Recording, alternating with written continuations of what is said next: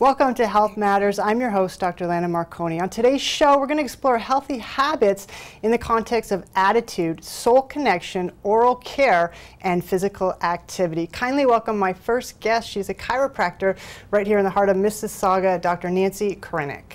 Welcome, Dr. Nancy Krenick. Thanks for being here. Thank you for having me. So what's your angle when it comes to health? Well, having a great attitude, one where you're grateful for everything, because really life is a gift and your health is a gift. Mm-hmm. And how does that play out for you in your life? Like, how are you grateful? How am I grateful? You mean some of the practices? How do I remain grateful on a daily basis? Well, I really, what I do is I journal every day. And at least if I don't have a lot of time, I spend my first couple of minutes at least just going through a list of 3 things that I have to be grateful for. And setting an intention for the day is a huge, huge part. It just makes my day go that much smoother. Yeah, Dr. Nancy and I actually work together in Mississauga at her wellness place. And she carries around this book. It's her gratitude journal. And every once in a while, I'll go and snoop in her gratitude journal. But I have to say, she turned me on to gratitude. So every day for the last like 2 years, ever since she's been carrying around this book, I've been doing that. And I have to say, I've been writing down 3 to 5 things every day. And it's completely shifted my perspective in terms of opening myself up to the goodness of life. Wow, that's amazing. So I want to thank you for that. Now I know all your dirty secrets that are in your book, the gratitude journal. But think about it. That's like if you do like 5 things every day what you're grateful for, that's over 1,000 acts of gratitude every year. It's guaranteed to shift your perspective on health and wellness. So what tips do you have for viewers? Like, what can they do to be more grateful, more inspired about their health?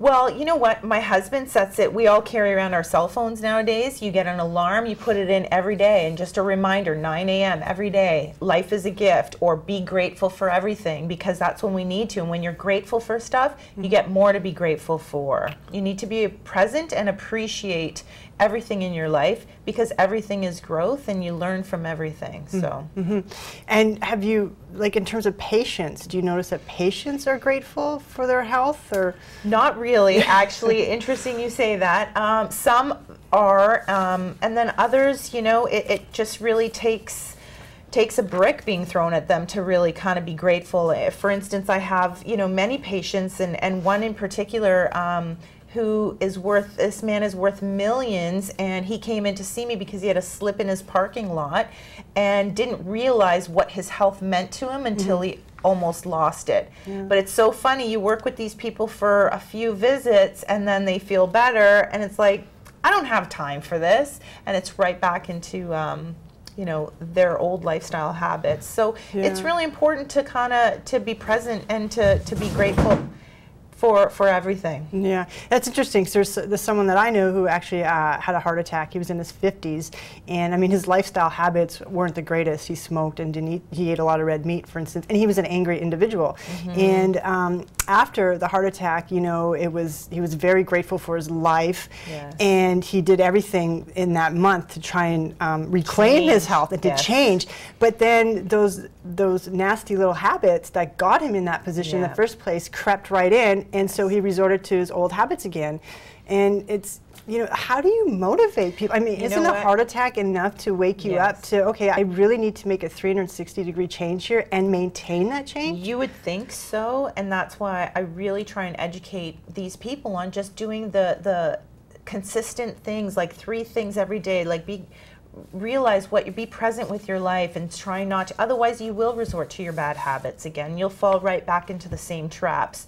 And then, you know, the next heart attack may not be, you know, so he might not be so lucky the next time. I have another patient who thought he was having a stroke. You know, he just took his health for granted, which many of us do. I'm okay, I'm young, we're invincible. And then all of a sudden, you know, he wakes up one morning and his whole left side of his body, he can't move it, freaks him out, spends like hours getting tests done at the hospital. Everything comes back okay, but it freaked him out enough to kind of say, like, check in with yourself, because really what we feel is only a very small percentage of actually how our body is functioning. So we really need to look deeper into that. Yeah, and you know, there's actually a lot of research now that's come out on the mind-body connection in terms of being grateful. There's actually a lot of research on gratitude, and here's one. There was a psychologist from the University of California hooked up with a psychologist, University of Miami, and they had a couple groups running. One group wrote about what they were grateful for 10 weeks. Another group wrote about what they were dissatisfied with, and another group just wrote about whatever happened in their life. And the people who wrote about what they were grateful for were more optimistic, less depressed. They could buffer stress more. Their cells that heightened their immune system, that protect their immune system, were boosted.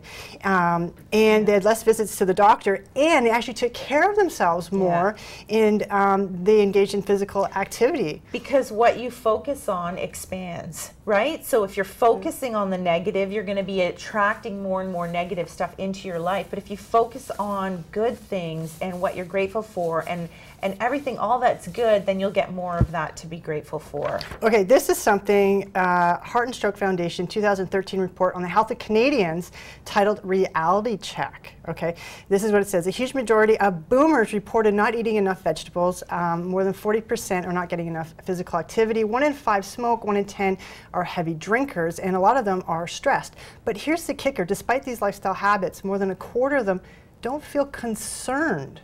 They don't care. Mm-hmm. They don't feel concerned about how healthy they will be later in life. Now, we're living 10 years longer, but those 10 years are now going to be marked by disability and immobility and disease because of these lifestyle choices and habits. Absolutely. And it's really quite disheartening that people don't care about their health later on in life. I mean, Absolutely. How do you even inspire patients to be healthy longer? Well, you try and lead by example, first of all, and you just try and educate them and make them aware of such studies, because what we do today does have consequences in our later life. So we are living longer, but the quality of life is the question. So who cares if you're living longer if you can't have normal body functions without taking pills or being addicted to or using 12 different medications in a day to function normally, you know? So it becomes a quality of life issue as well. Yeah, and I think also it's important to, in terms of gratitude, I mean, yes, be thankful for what you have here, but also in your mind to go back in time and be thankful for the events in your life in the past so you can heal that. Absolutely. Because we know that when we harbor anger is linked to stroke and heart disease. So we need to heal these emotional issues and be grateful for circumstances in our life, because life is supporting us in our journey here, and also project our psyche in the future and be thankful for the events that we want to bring into our life. So it's living our life in gratitude, past, present, and future. Absolutely. And moving through life with that attitude. That's right. How many people do we know that have had failed marriages in the past and have not let go of that and now are sick? Very, very sick, and they're still harboring those anger feelings. So it's really, really important to just let that go and shed that. You can open your doors to new opportunities and better health, of course. Yeah.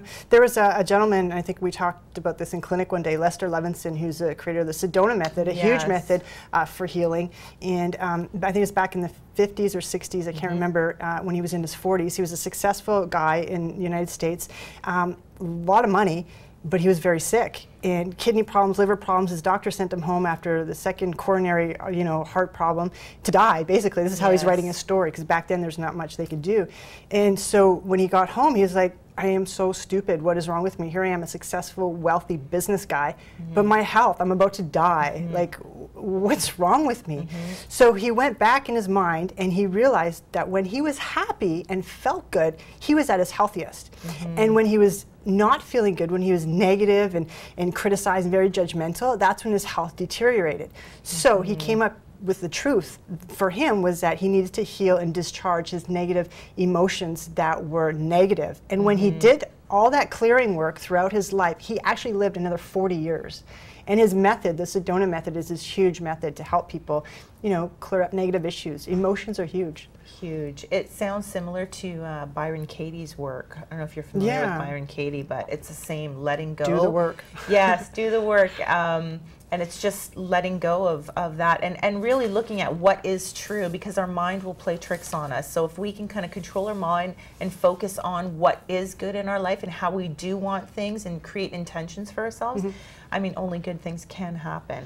Yeah, the 3 questions that Lester asks in the Sedona Method are, could you let it go? And the answer is yes. Would you let it go? The answer is yes. And when do you want to let it go? And the answer is now. Let it go. Don't carry around that negativity in your life. Okay, the power again of the mind on the body. Journal of Psychoneuroendocrinology. Say that 5 times fast. They did a study. They did a study on mindfulness-based training, and it actually altered gene expression, and it reduced pro-inflammatory genes, which actually created faster physical recovery time in people. And these are the same genes that drug companies target for inflammation, but we can do this with our minds. Yeah, with good practices, absolutely. We are the healer. We are. Aren't we?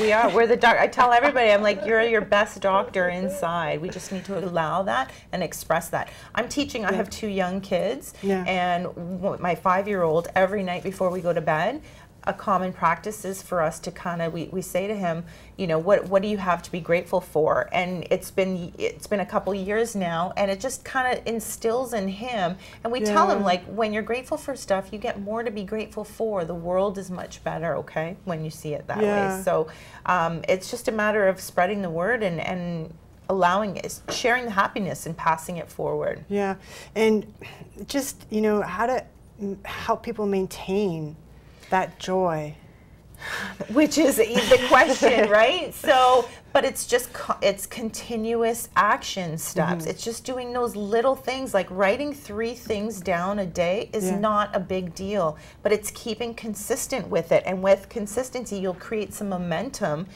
And you know, it'll become common practice and a different life. It'll change your life, just as you said it has for you in the last 2 years. You know, it's very hard to get into those habits initially, but with some momentum, it's common practice for me and my family right now. So. Yeah, that's great that you teach that to your children. Absolutely. One of my patients is a teacher, and I taught her this from learning it from you, and so she teaches this to her kids in her classroom. And she came to me, she's like, Lana, it's amazing how much more positive these kids are. Nancy, thank you so much for being here today and spreading the word of gratitude. We'll be back more on Health Matters, a look at healthy habits. Come on back.